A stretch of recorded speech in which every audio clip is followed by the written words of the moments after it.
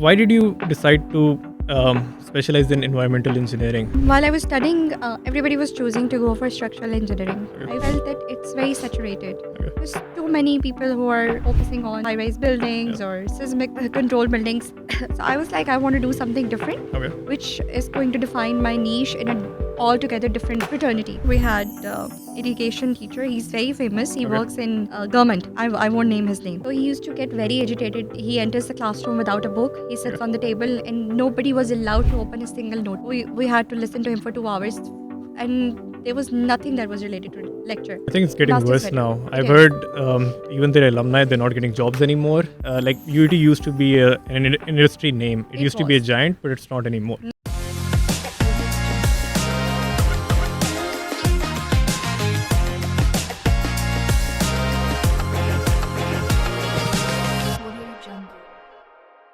Assalamu alaikum everyone. Welcome to another episode of The Broken Blackboard. We have a very special guest with us today, Ma'am Sara Asif. Ma'am, because she used to teach me in university when I was doing my undergrad. So we had a course together. It was environmental engineering. Ma'am was absolutely brilliant. I wasn't. नहीं, I ऐसे was, तो कोई बात I नहीं है. was, I was a very troublesome student. And ma'am, she went to the same university I did for my masters, the University of Sheffield, one of the best universities in the world for civil engineering. And she has 13 years of experience. Her current designation is, I believe, Manager Monitoring and Evaluation. Okay, ma'am, over to you. Thank you for coming on the podcast. Assalamualaikum Abdullah. Thank Walaikum you for assalam. having me. So Thank you. let's just start, I think, from the beginning. Let's start from where you grew up, which school you went to, and how was your school experience? Okay, so I grew up in Lahore, Okay. born and bred in Lahore, and I went to school in Division Public School, Model Town, Lahore. Okay. I believe at that time there were very few schools, and LGS or Beacon House or DPS, these were very emerging good schools at that time. Okay. So my parents only knew about this, and then they decided that both of us sisters would go to the same school. Okay. So we ended up going to Division Public School. And were you living in Model Town as well at the time? No, we used to live in Allahabad Town, Lahore then. And I don't believe it's a long commute. It wasn't a long commute. If I think it was like 10-15 minutes hardly. Okay. The traffic was very light at that time. Yes, I It think has so. just become this congested, and Yep. and I would say the traffic now is very. It causes a lot of I nuisance. think it's horrendous. I've It been back 3 months. I don't like driving anymore. That's why I have a driver now. This is the best thing. I think Yes. everybody should have a driver. I This think traffic makes you go insane. Or at least there should be, I believe there should be ample public transport for you to get anywhere you want to go to. I think Swivel was a good initiative, but It was. I think it closed down. I think you and I both can relate to this fact because we both studied in Sheffield. It was such a nice commuting system. Tram was there, train was there, Yes. buses were free for students. Almost like 50 pence. That was nothing. And everything was on time. Like Everything was on everything time. was on Yes. time. Yes. So going back to your schooling, ma'am, was it a co-school? Was it all girls? It was all girls school, Okay. but for extracurricular activities, we used to travel. Wow, I think it's travel wouldn't be the right word for it. Like we used to walk to the boys section, Okay. and then there were mutual activities, for Okay. instance, debates and all. So the girls and guys were together for that time. Okay, so you had interaction with the opposite gender Yeah, growing I up. did. Yes, I had. Okay. What would you say was your fondest memory of your school? Any person who stands out, any teacher, any student, anybody? I was a very studious person, and since childhood I had a very good PR. Okay. So I was class rep all time along. All teachers used to love me. There was Okay. this particular teacher I remember in 5th grade, Miss Azra. She used to speak very highly of me. My mom came and she mentioned it to her that your daughter is extraordinary. She's brilliant. Okay. And then also there is a very funny incident. I was in 6th grade and my father was terminal manager in Daewoo Terminal, Okay. West Lahore. So a bunch of girls were going to Murray on girls' guide trip. I wasn't girl guide. Okay. The teacher went to the office and she was booking the bus for girls and all because it was really starting Daewoo at the time. It was really up to the mark and international level commuting services. Okay. So my father mentioned that my daughter also goes to Division of Public School. He Okay. didn't know that which class or which section do I go to. Okay. And my teacher asked him what's her name.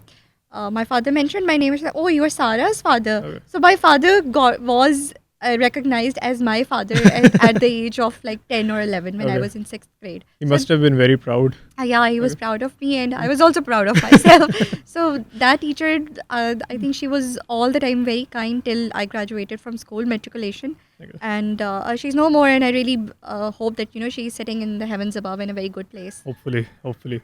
So you did matriculation, and then I believe FSC then. Yeah. Okay. So why matriculation? Why not O levels or A levels? Interesting question. Like I said, it was like, emerging schools, Lahore Grammar and Beacon House. And when I was in ninth grade, it was just started to figure out. I was just started to figure out, whether I should go for O levels or matriculation. So majorly my cousins were all abroad, and it was me and my sister among all the cousins who were staying in Pakistan. So my parents didn't know much about it. So they thought, O levels. And I also was very skeptical about it. Okay. Whether I would be able to work through O levels or not, even though all our syllabus was from Oxford, but still. So, due to that skepticism, I was not able to go into O levels. I just chose to go for matriculation. Okay. So do you believe like it gave you a disadvantage in your future, in your career, your academics, like going into matriculation? Now I think it could be, but at that time it wasn't that competitive, or I would say the courses that we were going through for English essays and all, Okay. they were as good as they were taught in O levels. Okay. So that's why I think I believe in it. I always get this compliment that I have very good English language skills or writing Okay. skills. So if you have a good schooling and you have your home structure which is focused on reading and writing, I think it can uh, complement, or it can overcome the kind of the fact that you have not opted for O levels. I But think, right now, I would want my children to go for O levels and A levels but I for think sure. you put a very good point forward that if your house environment is very Yeah. supportive, if your parents have like they allow you to watch movies and read books and stuff, it doesn't like it removes all the deficiencies your schooling can't make up for. Yes. So your parents were very supportive of all. They were all- very supportive. Okay. I think my father was the one who introduced us to all the English movies. Okay. We remember that, every thriller movie or action movie used to come home. Okay. We used to have VCP, VCR. We Oh, used yes. to watch them. It was really fun. All this, Tomb Raider, Gladiator, Helen of Troy. I have seen all these Okay. movies. All of them on the cassette then. On the cassette, yes. Okay. I still have a library where we Okay. have audio cassettes and video cassettes. Okay. So yeah. I remember the time when you had to rewind them manually before you could watch them again. Oh yeah, it That's was such a nuisance, waiting for it so that they can go back Yeah. and you can rewatch it. It Who was a wouldn't good time. believe It that was we will. it was much simpler. It was simpler, simple times. Yes. Yeah. Okay, so moving on to the next step of your life, I believe you went to UET for your undergrad. Why UET? Like I understand like it was a very good engineering university, but why not NUST or GK or another university? Very nice because a girl factor. My father didn't want me to go out of city, so I went to Lahore College for my FSC. Okay. And then I wanted to go to UET, of course. One of my cousins was studying metallurgical engineering Okay. in 98. Okay. I was in school then. So one day we had to go pick her up from university. And I was really impressed by the grandeur. I was like, this is it. This is where I'm coming. Okay. And then there's no place else I would want to go. But I Okay. did set all the exams. I qualified for NUST. I qualified for GK. Okay. My father's like, no way I'm sending you to Topi. No way. Okay. You go to UET straight up. So I went to UET. So how did you find UET? Like Awful. Awful. If it goes on here and people are going to watch it, I really want them to know that, it's not a female friendly place at Okay. all. Okay. And then people come from all the remote places in Yes. Pakistan. Okay. They make you feel like, why did you decide to come to engineering school? Okay. It was really bad. I That, was that was bullied. going to be one of my questions. Like being a female, how did you find engineering? Like, did you have any handicaps?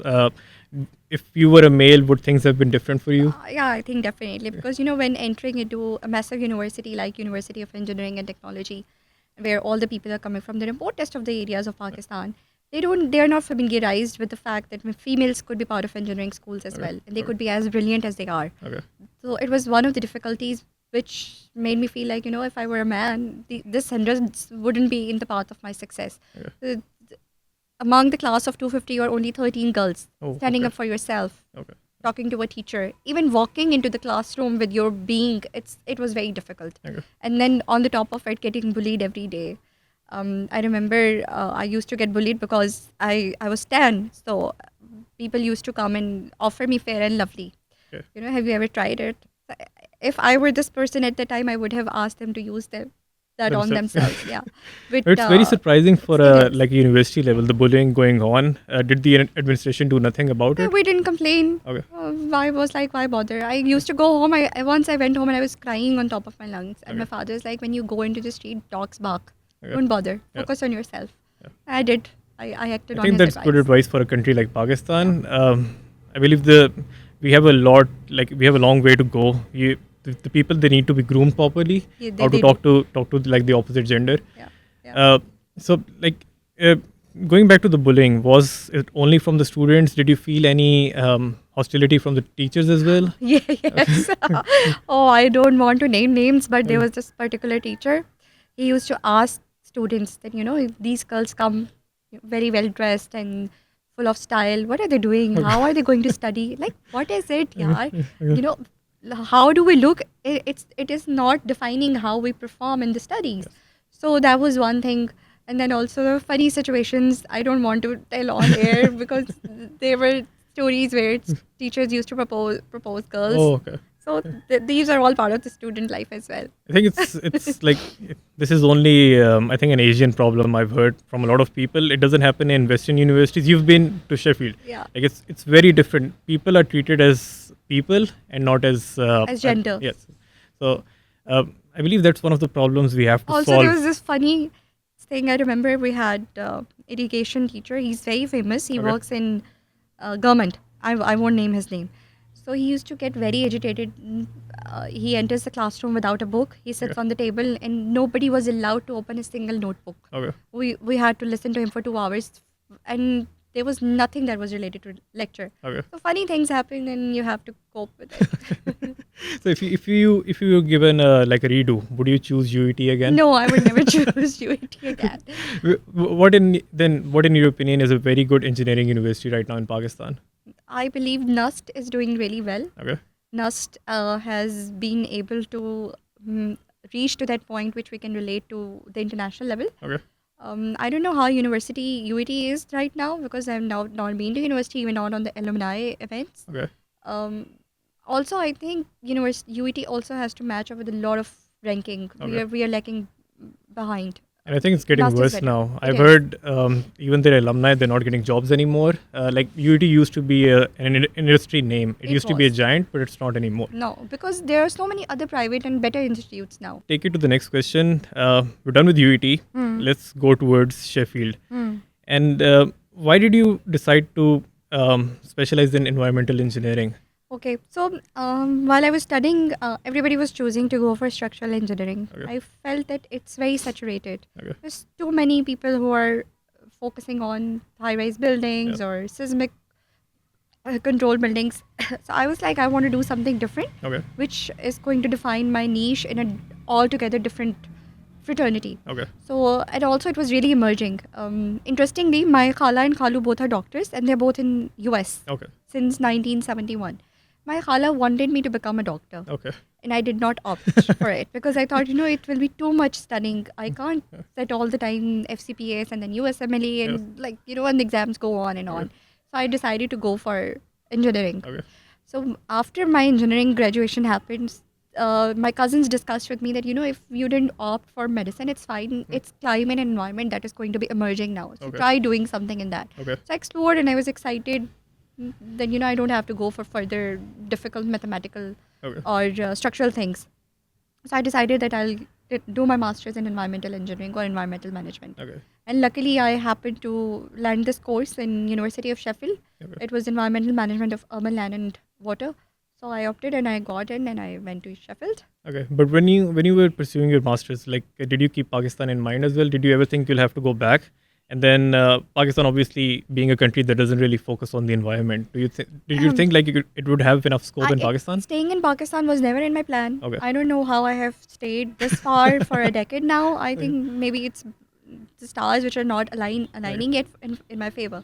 But when I was studying, I had a plan that either I'll go to Australia or America Okay. because those countries were really focused on environment at that time. And then also staying in UK was also one of the options. But sadly, in our batch, they decided to stop giving the post-study work visa. Okay. So I think they continued that policy till my batch, and then it started again. So, yeah. so I was unlucky I'm as well. lucky as well. I really wanted to stay in Sheffield, in the whole of the UK in general, but I had to come back, and that's one of the reasons why I'm in Canada now. I So wanted to very leave good. You Pakistan. decided on time to leave Pakistan. I'm now struggling. Yeah. But there's always avenues. I've heard the New Zealand immigration policy is very favorable right now, so I think you can check out that. Or I think Australia, the point system is falling as well. I think when I've already applied for Australian and Okay. I'm waiting in for the EOI Okay. submission. Okay. Okay. So diverting from my last question as well. So in Pakistan, I've seen you do a lot of work in IEEE's, EIAs as well. So environmental impact assessments, do they have any significance in Pakistan, or is it just a tick box? Okay, earlier when I started working on environmental impact assessments and initial environmental examinations, they were only for the mega projects like Okay. hydropower projects. Okay. So I did about like 20-25 hydropower projects Okay. in KPK region, Okay. including Gulpur hydropower, Kaiga hydropower. So for those projects, those are funded by Asian Development Banks or the World Bank. Okay. So it's mandatory that you have to have the environmental impact assessment done, and there should be a continued environmental, social, and monitoring plan Okay. followed and Okay. checked. Okay. So So there are repercussions if you don't follow the yes, plan. then. Okay. there are repercussions if you don't do that. And then later on, just recently, the policy has been defined by our government as well. So Okay. all the or even smaller buildings, if they have reached to a certain story level, you have to go for the EPA approval. And for EPA approval, there are initial environmental examination or environmental impact assessment. Yes. Even though you are installing solar systems now, for that you also have to go for IEE and EIA, and you have to get the no objection certificate. Okay. And what is the government body that verifies all those? The Environmental Protection Department Okay. or Environmental Protection Agency. So there is accountability then. There is definitely accountability. There is Okay. a proper procedure. There is a fees for that. Okay. You submit the report. They go through that report. If it's not up to the mark, you will not get the NOC. Okay. You will be asked to revise the report. Okay. So proper channel. It is working. Okay. Okay. And I saw from your profile you've worked on a lot of sewage treatment plants and the design of, I believe, water bodies as well. So in terms of like sewage treatment, is Pakistan doing a good enough job right now? Yeah, I think for the past decade, we are really focused on providing clean water to people. Water and sanitation has become a very demanding field, I would say, and a niche has been defined. Okay. The project which I was working earlier on, it was related to water and sanitation in the intermediate cities. Okay. Till now, we have just seen larger cities working on it, but now government is focused on providing good sanitation systems to the rural areas as well as to the intermediate cities. Okay. And is a part of these programs educating the people as well? Oh, definitely. Like I mentioned, that we are working on the rural and intermediate cities projects. So these projects are majorly identified by the foreign banks, Okay. say Asian Development Bank and World Bank. They do all their studies. They bring in the work. They Okay. also offer funding. Okay. And after that, there's one component that is majorly part of these projects, like capacity building and institutional development. Okay. In this part, what they do is they offer institutional strengthening to our officials Okay. or to the people who are working in the government and who are going to run these systems. Okay. And these trainings are continued institutional capacity development trainings Okay. throughout the project execution, and then after the project execution as well, they send your staff to international trainings. Okay. They also offer in-house trainings by inviting international speakers. Okay. And then capacity development, like I mentioned, so all the people who are going to be using those facilities, like common people, they're also educated. Awareness programs are amazing. Okay. Right now where I'm working, we have a proper behavioral change component. Okay. We have village organizations in every small village where the people from the community are trained, and then they are sensitized with the importance of the water and sanitation hygiene. Okay. So I think that's a step in the right direction then. Absolutely. You Okay. can't change, create any change or influence any change unless until you want people to get the understanding of what is it. Yes. Yeah. Because I've seen multiple projects being carried out. Like, take for example the Orange Line as well. The government, they spend a good deal of money on a project, but the people aren't educated enough to use it. I've seen people breaking they had these fences around the metro bus because in Islamabad they don't have them. But in Lahore they had to install them because people would cross the metro tracks. Yes, I think people are supposed to be educated, and there should be continued awareness. Yeah. Also, on the like in the recent years when we have experienced a lot of smog, people have now started to understand that vehicular emissions are one of the major reasons behind it. Okay. So when we talk about it, people get to understand the lesser the cars on the road, better would be the environment. Yeah. Good health of the engine, better would be the environment. So people need constant awareness, Okay. like children. So do you believe it's like it should be an essential part of the curriculum as well, from a young age, teaching people about environment, about land use, about water use as well? Yes, absolutely. I think you cannot make a change unless until you have embedded it into the young minds. Okay. So inculcating this concept that an environment is a surrounding where we live in, and we have to keep it clean. We have to make responsible use of the water and the land, and only then growing up people can have that understanding. This is important.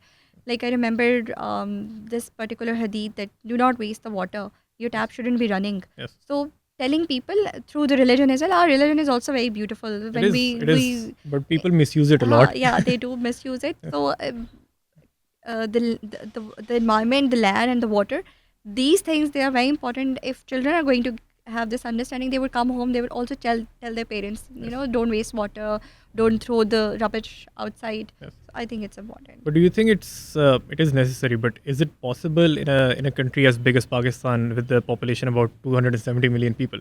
Do you think it's possible? And if it is, how long would it take to educate people about these things?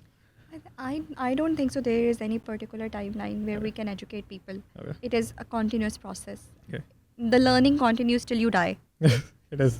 So yeah. But the problem I've seen in Pakistan is, and I've discussed it with multiple people, is the more people you educate, the more children are born as well. And I don't think we have the education infrastructure to educate all these people. Maybe we can do it in certain cities, like the big ones, Lahore, Karachi, You're Islamabad. right about it. Yes. This is very interesting topic that you've brought up. I was in this small rural village, Okay. Kodamrana, Okay. and I was talking to somebody. There was only one middle school over there. There was no Oh. high school, and then I realized that it depends upon the population density that you decide whether this particular area is going to have a high school or a middle school or even a, the smaller educational schools. Yes. So we can't do much unless until we have private schools on board who Okay. are willing. And there are certain places which are so in such risky areas, you can't afford teachers to go there and Yes. sit over there all Yes. the time. So I believe this is one of the best things that we have. We are living in this age where we have access. Internet access is Yes. everywhere. Yes. So you can educate people in sitting in the remotest areas who do not have access to education or school. Okay. Okay. So So you're right that it's very difficult, to educate people sitting on the farthest of the areas. Yes, but like you said, let's like everybody has access to the internet now. So instead of watching a TikTok, they could watch They something could watch educational. something useful. Yes. Let's talk about teaching for a bit. I saw from your profile. So you used to teach in the University of Lahore. I believe it was for 2 years, and then you've taught in FAST as well. I was your student. Yeah. How did you find teaching? Like, was it a rewarding experience? Hey, to be honest, initially I wasn't finding any job, so I opted for teaching. But later on, I started enjoying it.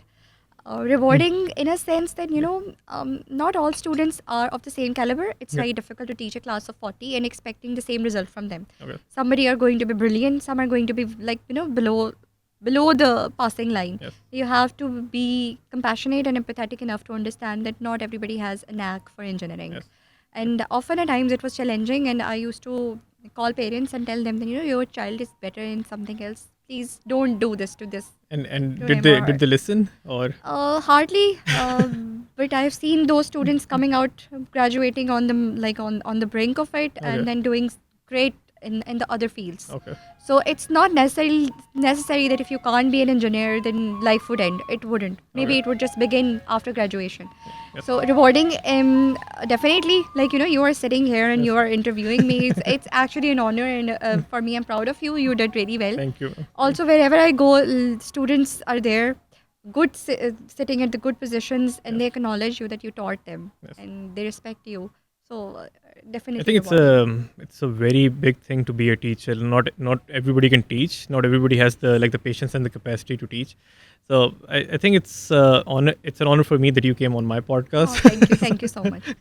Feeling is mutual, I say.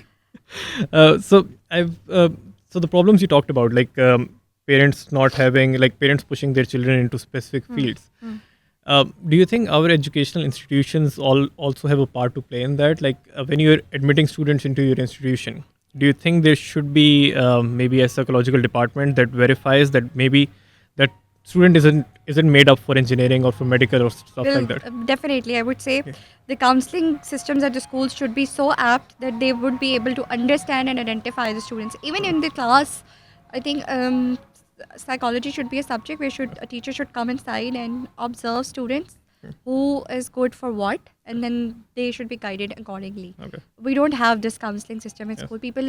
Students do not understand that what are they looking for and what should they do. I always say this that somebody is going to be good at maths, somebody is going to be good at science, some could be arts. Yes. If you are going to push an art students to go into engineering, I think it's a disaster. Yes.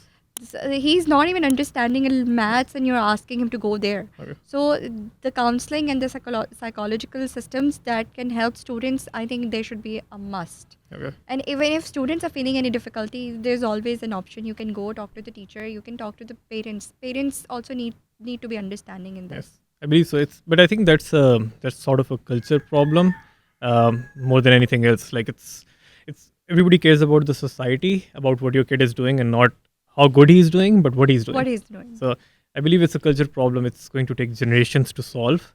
I But- think it's changing now. Okay. People are not opting for the traditional engineering or medical schools. Okay. They're not. What do Okay. you think?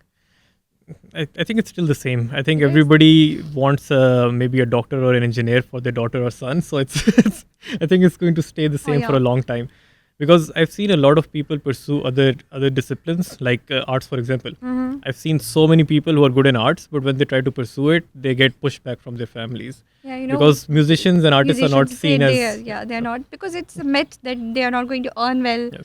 They won't be seen as respectfully as engineers or doctors. I think that's sad, because every human being deserves respect, and they're earning more. Yeah, A yeah. musician and a singer, Atif Aslam, would be earning 3 times, maybe 3 times. It's like a lesser. It's a wrong sentence. I would say he would be earning like the annual salary that I get as one performance. Yes. Yeah. And he'll be happy doing it as He'll well. be happy doing it. He can take vacations whenever he wants. Drawing from what you said about it being sad, when you were a student, like in UAT, do you think your university provided you with enough emotional support? Were No. there? Okay. No, straight up no emotional support. It was just my emotional support system, which were my friends. Okay. We were striving and thriving through the same shit every day. It was only my girlfriends and other friends as well. Okay. So your friends could be a good emotional support system Okay. for you. Universities, it doesn't care. Okay. They But don't. universities should have. It like, should. okay. Now I think it's better. I think in FAST it was really better than what I felt was in UAT. Okay. Teachers were more sensitized. They were more supportive. I think you would be able to comment on it more. I think so. Yeah. I think all the teachers were pretty understanding because a lot of them were, I would say, a lot more educated than the people who were in UET.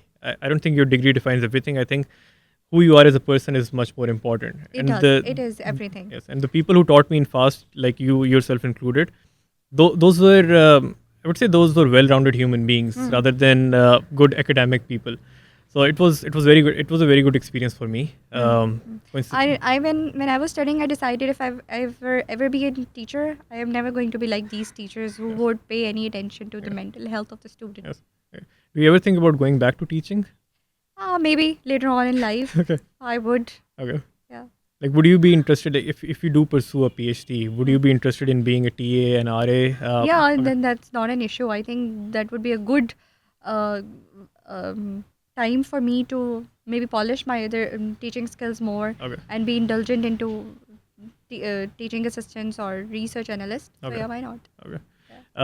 Let's talk about your current position right now. What's the exact title and what do you do in it? Okay, so I'm working as manager monitoring and evaluation Okay. in Punjab Rural Municipal Services Company. It's a company under local government and community development Punjab, and World Bank funded. Yeah. What we did was initially 200 villages, model villages we made by World Bank funds, Okay. and we are almost closing them out. There are Okay. like few schemes which are left because of certain issues, Okay. community issues and all. And where are these model villages located? that they are all over rural Punjab. So we have in Liaqatpur, Rajhan, we have in Bahawal Nagar, we have in Noorpur Thal. Difficult names. I think you wouldn't even have heard I them. have no Then idea. Khairpur Tamewali, Karor Pakka. When I joined, I was like, what are Those funny are fun names. Yeah, names? those They are are fun. funny names. And they're difficult situations like at the border Okay. where there's all these dacoits, kacha dacoits we hear every other day. Okay. So difficult areas. And you've been to those areas, I've all of been them? to Kourt Momin and Okay. I've been to Shujabad. This is near Multan. Okay. So what we have is like bigger cities, then we have intermediate cities, and there are smaller settlements. Okay. A big village has multiple smaller settlements. Okay. So all these areas do not have access to clean water, and they're open drains, no proper sewage system. Okay. My Dadial was like my paternal grandparents used to live in Dehazi Khan. Okay. And it's a small intermediate city, and I used to travel back in 1998 or 99, I remember. Okay. Open drains used to flow outside houses, and I was very concerned with the fact that they're constantly exposed to the contaminated air Okay. and water. Okay. So when I got a chance to work on this project, I was really happy that people are going to get proper sewage system. The sewage system is really, we have wastewater treatment plants, we have anaerobic batch reactors which Okay. are going to treat the water, and then the water will flow into the irrigation lands. Okay. So in this way, the two things that we are doing, properly providing them with the sewage, treated sewage, Okay. and then irrigating their lands with the treated part of the water, Okay. where they are not supposed to waste clean water itself. Okay. So interestingly, also the challenges, there are lots of challenges because not every area has sweet water zone. Okay. There are so many brackish zones. So deciding to opt for which technology to go for providing water cleanliness, like reverse osmosis, it's also one of the design challenges that we face. Yeah. And what I do is I monitor and evaluate. So both the civil works and whatever is going on under the projects, how the physical progress is, what is the financial progress. Okay. So quite interesting. So you're basically supervising all those model villages then. Yeah, you can say so. Yeah, So is it interesting work? Is it something you like doing? Or it is interesting. Okay. It's very interesting because I've always been very concerned with water, sanitation, environment. Okay. So it's actually what I'm doing practically now. Okay. I read a paper of yours as well. It was about how you could use like treat wastewater and then use the like sewage, treated sewage, and use it I think as admixtures in construction. Yeah, you can. Okay. So is like what's the feasibility of it, and is there like can you use it enough to reduce all the sewage that we have? Like can all of it be used up, or is it It something? depends because if you have if you have high quantity of the chemicals, you can't just treat the water like that. You Okay. need to have tertiary treatment methods, Okay. which are expensive, Okay. and also depends upon the amount of the funding you are getting or the amount of the money that government is ready to put in. Okay. So that could be one challenge. But if you're talking about the normal domestic sewage, that can be easily treated. Okay. You can only treat the water by providing a septic tank. The water retains in for like about 8 to 12 hours. Okay. The major amount of the bacteria gets eaten up by its own self, and Okay. the rest of the total dissolved solids or other sediments get settled, and the water is ready to be used. You can just use as good. The BOD, which is biochemical oxygen demand, it gets reduced Okay. to 80 milligram per liter, which is very good for So throwing is it out. is it being used anywhere right now in Pakistan? Like any projects that are The going grey on? water is being used, Okay. like I mentioned, ABR. We are treating the water. We are making sure that the COD and BOD level is as per WHO guidelines or Okay. National Environmental Quality Standards. And when it meets it, then we use the water for irrigation purposes. Okay, You for can irrigation. use the water for flushing, Okay. for car washing, for irrigating your land, even for gardening at home. Okay. It's as good as the clean water. But you can't even if in some areas around the world people are using as a potable water that Okay. is called as a drinking water. Okay. People use it. Okay. We But can't. does that need to go through like tertiary treatment before? Yeah, for Okay. chlorination, you can use chlorination and disinfection if it's not that. So it's I'm talking about domestic sewage, Okay. not about the. Industrial sewage. Yeah, no, you Okay. can't. Okay, I had one more question. It's, what is the Climate Launchpad and what was the project you pitched on it? Okay, so Climate Launchpad is an international platform where you can go and bring in your startups. You Okay. can pitch, and if you win, you get the funding Okay. by the European. This is a European organization. Okay. It's in Pakistan. It's in Belgium, and a good funding for initial startup seed money. They could give you like 1 million. Oh, okay. So while I was teaching at FAST, I had this idea, insane idea, and I was obsessed with it. That there's a lot of plastic waste. Yes. If we look at Karachi, the sea is filled with the plastic Yes. bags, and bottles. And then I started to read upon it, and I figured out that you can reuse this plastic. Okay. So I just gave this thesis to students where they were supposed to use PET plastic into the cement, Okay. and then they had to make a brick or a paver. Okay. So we did it. There was a particular percentage of the plastic waste that we used started from 5% to 20%, Okay. and also we variated the amount of the cement in that while we were making the slurry, Okay. and we went to the brick formation. Okay. So the brick was as good as the traditional brick, but the only and that was the same idea that I pitched to Climate Okay. Launchpad. At that point, the only problem was I did not have a team. I was one person, and whoever I pitched the idea was laughing at me. Okay. I had two colleagues back and forth. Like, oh, you are going to sell plastic bricks now? Ha ha ha! It's not going to work. Okay. And I was snubbed. Okay.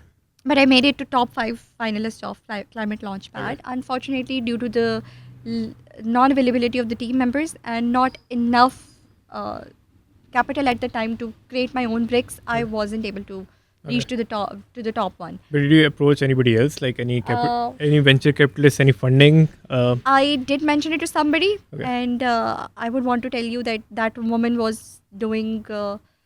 She was working on, I think, collecting plastic waste, and somebody connected me to her. Okay. That pitch her idea, then in that way you are going to create a supply chain. Okay. She got my idea. Okay. She called me last year, Okay. and she said that I'm going to pitch it to World Bank. If Okay. you have sample bricks, send it to me. I had 3-4 sample bricks. I Okay. sent them to her, and after 3 months, what I see is that on LinkedIn she's standing in the Green Climate Fund Okay. beside Mariam Okay. Aurangzeb. She got the funding from the government Oh, okay. by pitching my idea. Okay. So this is what happens. People don't support you, but they copy your ideas, and Yes, then I think like in Pakistan, intellectual property doesn't exist. Like nobody Yeah. believes in it. But it's also my mistake. I did not get any patent out of it. I should have. okay. But you can still work on it. Like I've seen a lot of people. Like when the fly ash brick started in Pakistan, I believe the first person to bring it in was in Karachi, and then they sprung up all over. It So is it's- very much in the Yes. only struggle that I faced was my brick was costing 40 rupees, Okay. and the traditional brick is about like 12-13 rupees. Yes. So a huge cost Okay. difference. But your durability obviously would have been a lot better. Yes. Okay. Yes. Okay. So you could still pitch it. Like it's an idea that's I think you need to find the right investors or the right people to buy it. But even if something is expensive, you can still sell it. So maybe we can pitch it together to a few people. Okay. let's do this. If you're on it, we can do this together. I'm always looking Why for not? opportunities. So, I mentioned it to my boss earlier. I was like, I have this idea, insane idea. Are you going to ready to, buy my bricks? He said, okay, bring the sample and we can think about it. okay. So I was like, why not? Let's try. Okay. Maybe it works out. Yeah, it was my previous job. I talked Okay. to my boss. Okay. This boss I still have to discuss with. I will discuss, and if he agrees, then we can think about it. Sure. Sure. Okay. So before we close the podcast out, we're just going to have one final question. So for any, I would say any females in Pakistan who want to pursue the same career as you, like go into environmental engineering and then hopefully make a change in Pakistan. Do you have any advice? Is there an education path they should follow? Is there something specific they should do to be successful in life? And if it is, like, what is it? Just be yourself. Okay. Don't listen to the noise, Yeah. and focus on what you do. And identify one area which you think is the best, and do the best. Define your own niche. Okay. I think that's very good advice. I think most people are afraid to be themselves. It's So like I just said, be it's- yourself. Yes. People would try to make you anything but you, but be you. So there's this quote that says that you are you, and that is truer than true. When you are going to be your own person, you will attract what is meant for you. And then I think you'll be happy as well. You will And be happy. even if you don't make a lot of money, it's still like happiness. Money is, follows by. Believe you me, money follows by. You run and money follows you. Hopefully, it follows me as well. Inshallah, I'm sure. Thank you so much, ma'am, for coming on the podcast. You're welcome. And then, yeah, that's all for today. Thank you.